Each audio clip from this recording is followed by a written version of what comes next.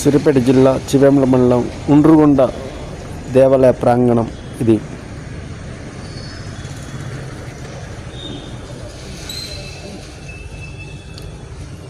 సహజ సిద్ధంగా ఏర్పడిన కోనేరు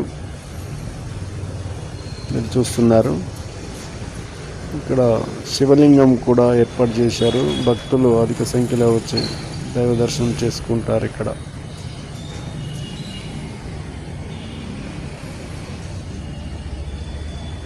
ఎత్తైన శివలింగం.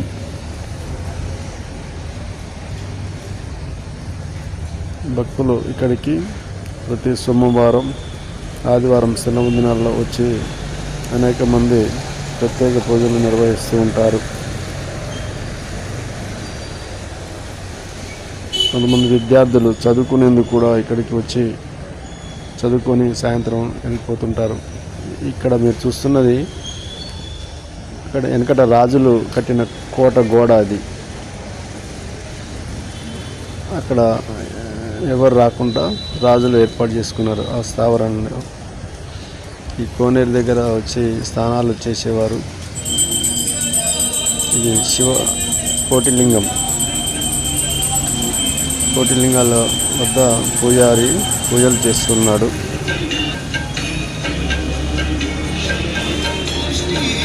లోనకు ఉంటుందన్నమాట. భక్తులు వంగిపోయి రావాల్సి వస్తుంది.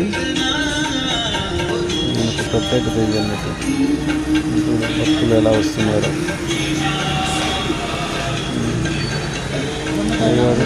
ఆశీర్వదించండి.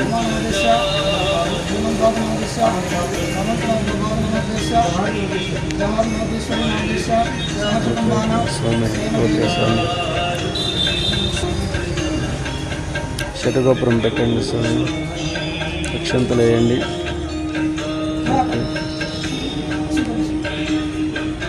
రామ్మ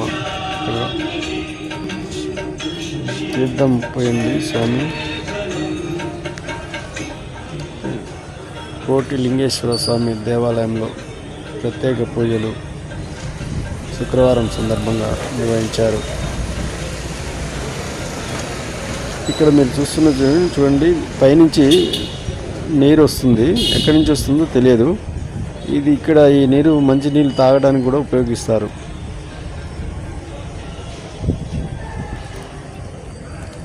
ఇక్కడ మీరు చూస్తున్నది రాజులు రాజభటుల్ని ఇక్కడ ఉంచేవారు. ఎవరిని లోనకి రాకుండా రాజభటులు ఇక్కడ కావలి కాసేదట. ఇక్కడి నుంచి లోపలికి ఎవరిని ఎంటర్ చేసేవాళ్ళు కాదు. శుక్రవారం భక్తులు బాగానే వచ్చారు. ఇక్కడ కోనేరు చూడండి, సహజ సిద్ధంగా ఏర్పడిన కోనేరు ఉండ్రుగుండ లక్ష్మీ నరసింహస్వామి దేవాలయం. ఇక్కడ కోనేరులోకి దిగి చూద్దాం. ఇక్కడ భక్తులు అధిక సంఖ్యలో వస్తూ సెలవు దినాల్లో పూజలు చేస్తూ ఉంటారు అన్నమాట. సహజ సిద్ధంగా ఏర్పడిన కోనేరు ఇది. ఎంతో ఆహ్లాదకరంగా ఉంటుంది. ఇది పర్యాటక కేంద్రంగా చేస్తే చాలా భక్తులకు చాలా సంతోషంగా దర్శించుకుని ఆహ్లాదకరంగా గడిపే అవకాశం ఉంది. భక్తులు శుక్రవారం కావడంతో స్వామివారి కళ్యాణం నిర్వహిస్తున్నారు స్వాతి నక్షత్రం సందర్భంగా. అందుకని భక్తులు అధిక సంఖ్యలో ఇక్కడికి రావడం జరిగింది. రామయ్య డాక్టర్ వచ్చారు. ఇక్కడ చూడండి, మీరు చూస్తున్నది ఇక్కడ ముసలి టైపు ఉన్నదన్నమాట కోనేరులో.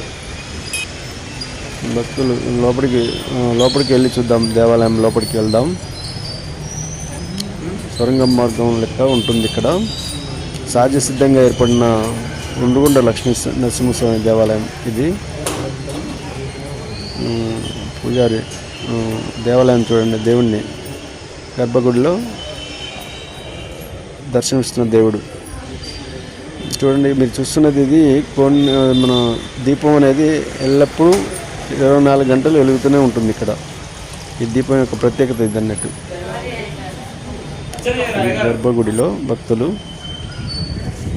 గరుడ స్తంభం వద్ద పూజలు చేస్తున్న మహిళలు. శుక్రవారం ఇప్పుడు మనం ఆలయ కమిటీ పెద్దలు రామయ్య డాక్టర్ గారు దాని గురించి చెప్పండి. కొంచెం డాక్టర్ గారు చెప్పండి.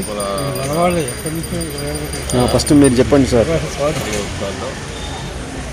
స్వాతి ప్రతి నెల స్వాతిలో స్వామివారి కళ్యాణం అవుతుంది. పౌర్ణమి నాడు రుద్రాభిషేకం జరుగుతుంది. మాస శివరాత్రి నాడు మహాన్యాస వరకు రుద్రాభిషేకం జరుగుతుంది. 3 కార్యక్రమాలు ప్రతి నెల జరుగుతాయి, మాసోత్సవాలుగా జరుగుతూ ఉంటాయి. అయితే స్వాతి అండ్ మాసశివరాత్రి 2 ఒకే రోజు జరుగుతుంది కాబట్టి అభిషేకాలు అవుతున్నాయి. ఒక అరగంటలో రుద్రాభిషేకం స్వాతి కళ్యాణం స్టార్ట్ అవుతుంది.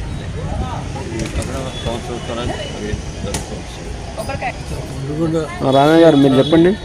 డెవలప్ చేయడానికి ప్రభుత్వం కూడా సహకరించి పనిచేస్తుంది.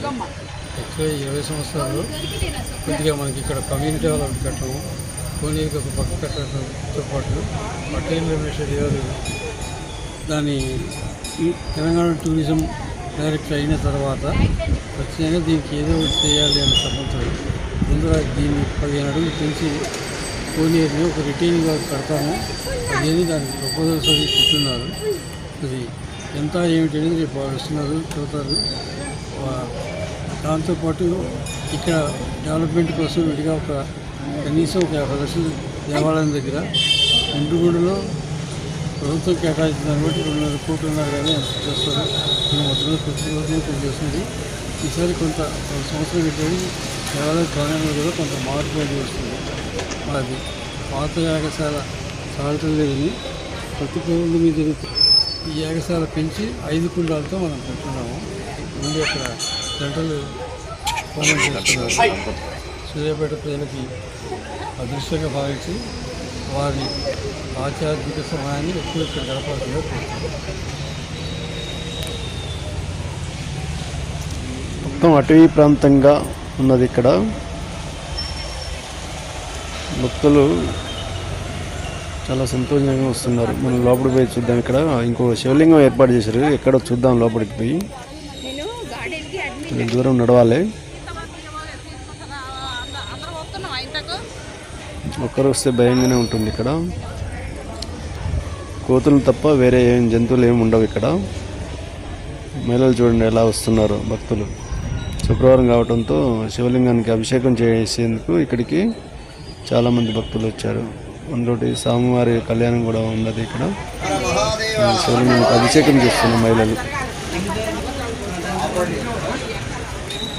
బాగానే వచ్చారు.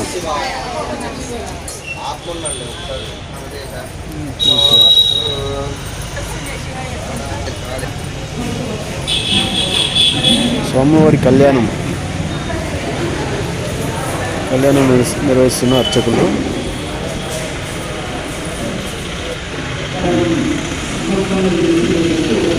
హాజరైన భక్తులు స్వామివారి కళ్యాణం చక్కగా తిలకించారు.